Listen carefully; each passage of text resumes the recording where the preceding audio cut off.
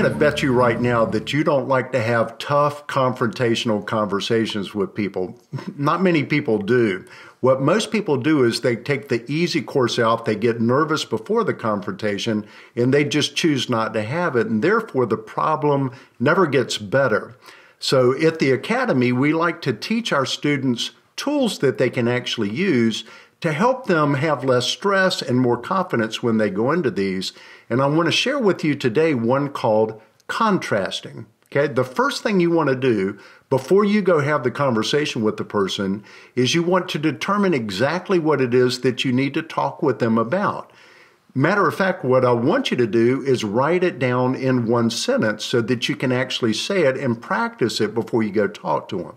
Make very, very sure that you're only talking about one thing at a time, not 2, 3, 4, 5 things, because then they feel like they're being attacked. Okay, once you come up with that, then there's 3 steps that you're going to actually take. Number 1, try to determine what the other person may erroneously conclude from what you're saying to them. Okay, then step 2, explain that this is not what you're saying to them.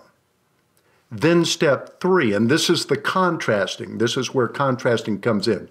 In contrast, tell them what you do mean. And that takes all the threat out. Let me give you an example. I wrote this down. John, you promised me you would have labor cost at or below budget by the end of the month. It ends up that you're 4% over budget. Okay, now here's the contrasting. I know you've been working very hard to cut expenses in your department. I'm satisfied with your effort. Please don't take me or hear me as being anything less than proud of your progress. I'd just like to share a few ideas that might help you lower cost even more. Okay, do you see how that works? So I took away their fight. This is essentially taking the threat out of the conversation, and it only takes a minute or so to do. Let me give you one more little tip here.